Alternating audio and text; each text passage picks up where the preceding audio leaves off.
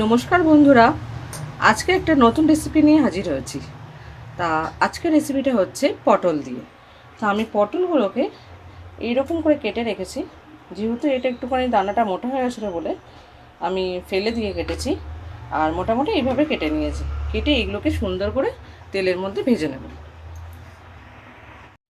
আপনারা চাইলে পটলটাকে হচ্ছে নুন হলুদ দিয়েও মেখে রাখতে পারেন, একটু মাখিয়ে রাখতে পারেন। আর আমি তেলের ওপরেই দিয়ে দিচ্ছি, তেলের ওপরে দিয়েও করা যায়, আর এই পটলটা দেওয়ার পরে দিচ্ছি আমি।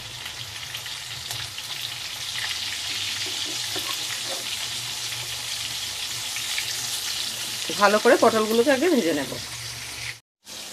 আর এইদিকে আমার চিংড়ি মাছ চিংড়ি মাছ রয়েছে। চিংড়ি মাছটাকে নুন হলুদ দিয়ে একটুখানি মাখানো হয়েছে। পটলগুলো হয়ে গেছে, এবার আমি পটলগুলোকে তুলে নেব। কড়াতে যে পটল ভাজার তেলটা ছিল, পটলটা তোলার পরে যে তেলটা ছিল, সেই তেলের মধ্যে হচ্ছে আমি ফোড়নগুলো দিয়ে দেব। জিরে, শুকনো লঙ্কা, তেজপাতা। তেলটা গরম হয়ে গেছে, এবার এগুলো হয়ে গেছে। এর মধ্যে যে চিংড়ি মাছগুলো, এগুলো আমি দিয়ে দেবো।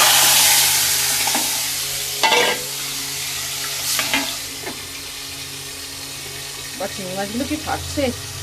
চিংড়ি মাছগুলো হয়ে গেছে, বেশি ভাজবো না। এর মধ্যে এই পেঁয়াজগুলো দিয়ে দেবো।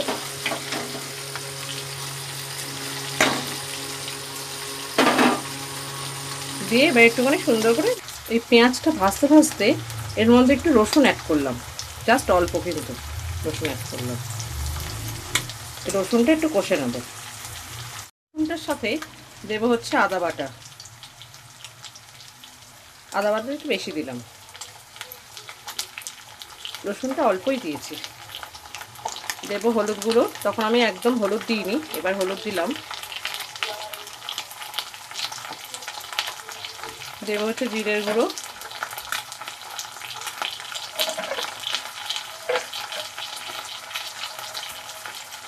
লবণ,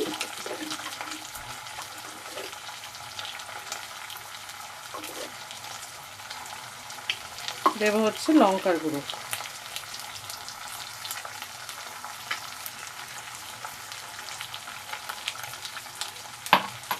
দিয়ে এটা একটু করে কষে নেবো।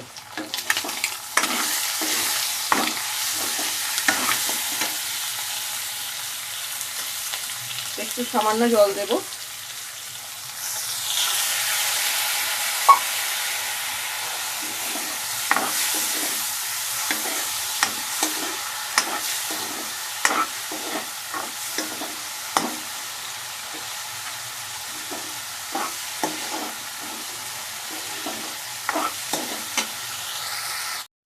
এর মধ্যে আমি আলু সিদ্ধ করে রেখেছিলাম, সেই আলুটা দিয়ে দিলাম।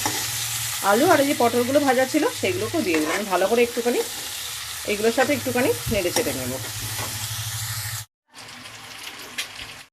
এবার এর মধ্যে জাস্ট একটু কষানো হয়ে গেছে। এবার এর মধ্যে আমি টক দইটা ফেটিয়ে রেখেছি, এই টক দইটার মধ্যে দিয়ে দিলাম।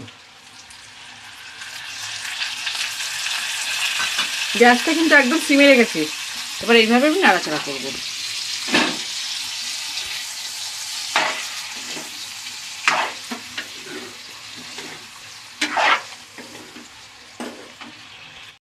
এবার একটু ব্যালেন্স করার জন্য চিনি অ্যাড করলাম।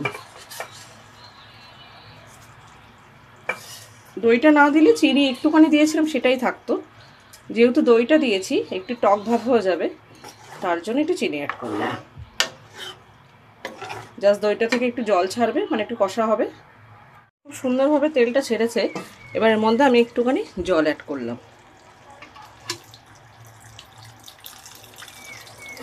জাস্ট অল্প, কারণ সব কিছু যেহেতু আমার সিদ্ধ করা, সেহেতু অল্প করে আমি জল অ্যাড করলাম।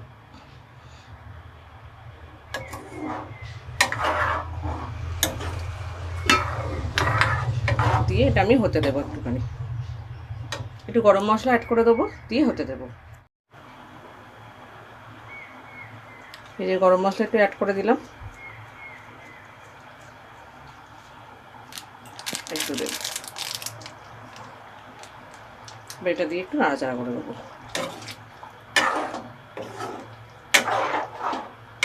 দিয়ে একটু হবে, আমি এটা ঢেকে দেবো। আমি এটা নামিয়ে নিয়েছি। এত সুন্দর টেস্ট হয়েছে, আপনারা অবশ্যই দই দিয়ে এই পটলের রেসিপিটাকে ট্রাই করবেন। তারপরে অবশ্যই কমেন্ট বক্সে লিখবেন যে কেমন খেতে হয়েছে। আজকের মতো ভিডিও এই পর্যন্তই। পরবর্তী কোনো রেসিপি নিয়ে পরের ভিডিওতে অবশ্যই আপনার সঙ্গে কথা হবে। নমস্কার।